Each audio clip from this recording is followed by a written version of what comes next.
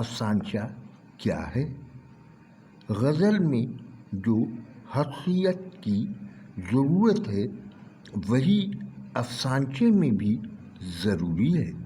غالب نے کہا کہ بنا کر فقیروں کا ہم بھیس غالب تماشائے اہل کرم دیکھتے ہیں۔ اس شعر میں کتنی بڑی کہانی پوشیدہ ہے۔ بالکل اسی طرح جب آپ منٹو کا افسانچہ پڑھتے ہیں یا آج کے ہی کسی افسانچہ نگار کا افسانچہ، مثلاً اقبال خورشید کا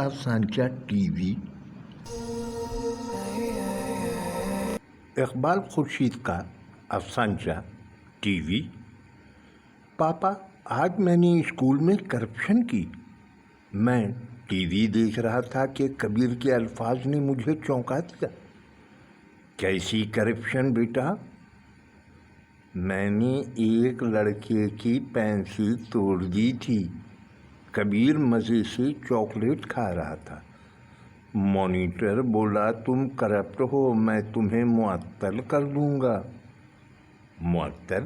اچھا پھر میں نے اپنا لنچ باکس دے کر اس سے ڈیل کر لی۔ میں نے ٹی وی بند کر کے غصے سے کہا، ابھی مما کو تمہاری شکایت کرتا ہوں۔ کچھ دیر وہ سر کھجاتا رہا، پھر چاکلیٹ میری طرف بڑھاتے ہوئے آنکھ ماری۔ مما کو مت بتائیے گا، چلیں ہم دونوں بھی ڈیل کر لیتے ہیں۔ ٹی وی سنا؟ آپ نے غور کیا اس افسانچے کی گہرائی کتنی ہے؟ ایک پورے ناول کا پلاٹ ہے۔ اسی کو افسانچہ کہتے ہیں کہ بڑی بات کو مختصر سے مختصر الفاظ میں بیان کر دیا جائے۔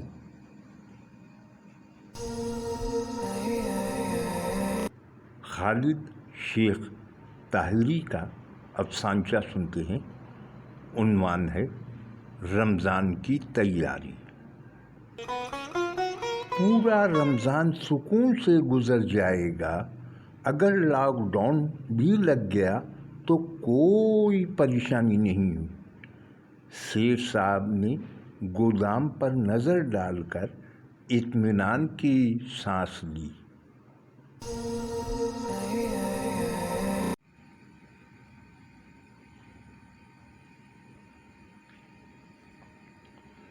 آئیے سنتے ہیں سلیم فاروقی کا افسانچہ نانا کی قبر۔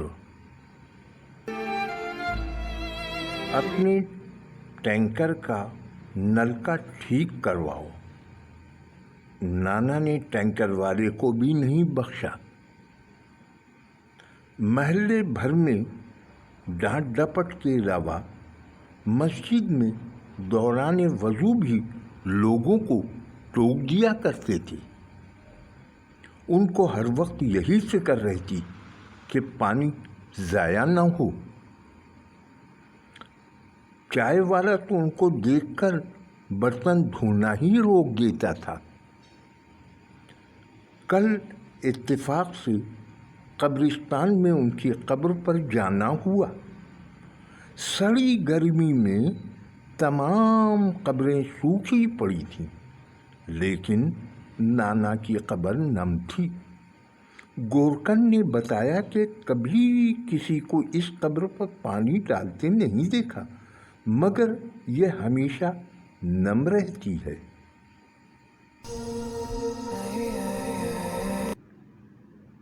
اور اب سنتے ہیں برما نگاہ حسیب کا افسانچہ پیٹ کا روزہ۔ احسن اور حامد چوک میں پہنچے تو دیکھا کہ ایک بوڑھا نہیں سا شخص پکوڑوں کے چند ٹکڑے سامنے رکھے بیٹھا تھا، وقفے وقفے سے کھا بھی رہا تھا۔ بڈھے کو دیکھ روزہ خور کہیں کا، حامد کی آنکھیں حیرت سے پھیل گئی تھیں۔ ارے ہاں، چل اسے یہاں سے بھگاتے ہیں، احسن نے جواب دیا۔ انہوں نے چیخ چیخ کر ہجوم جمع کر لیا۔ بوڑھے کی اچھی خاصی بے عزتی ہو گئی تھی۔ بوڑھے نے بقیہ چند پکوڑے ان دونوں کی طرف بڑھائے۔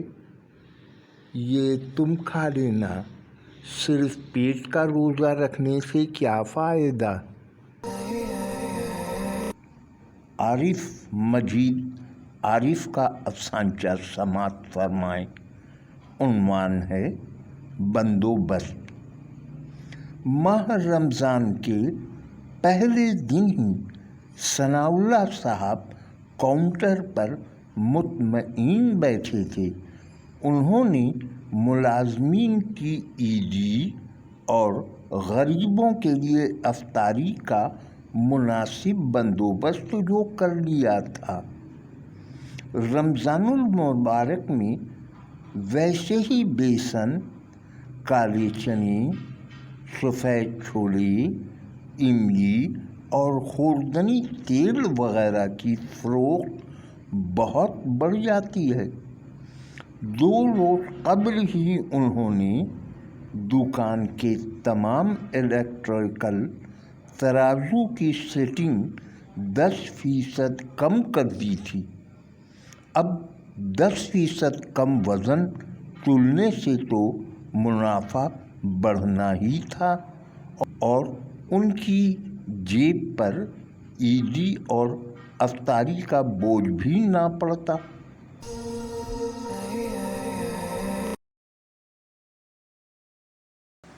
جاوید نہال ہاشمی کا افسانچہ سنتے ہیں۔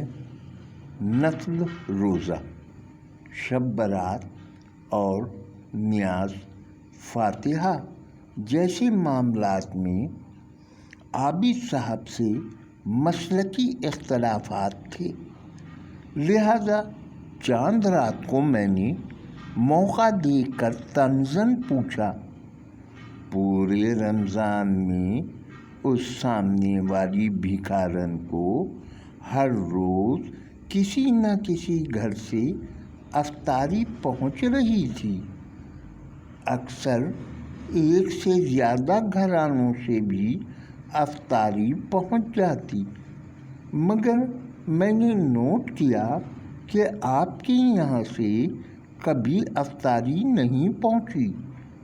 کیا اس کے پیچھے بھی کوئی مسلکی معاملہ ہے؟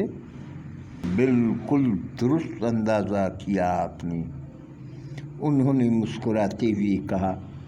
رمضان کی بجائے میں اس کے نفل روزہ کی افطاری کرواتا ہوں۔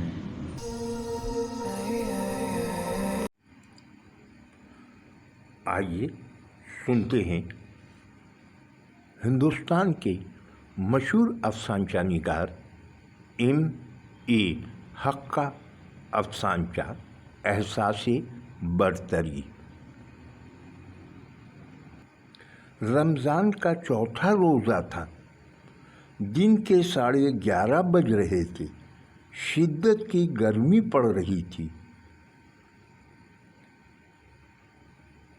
ممن رکشے والے نے صبح سے کچھ نہیں کھایا تھا۔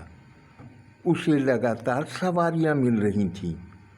بھوک جب ناقابل برداشت ہو گئی تو وہ رحمانیہ ہوٹل کے مین گیٹ پر پڑے پردے کو ہٹا کر اندر داخل ہوا۔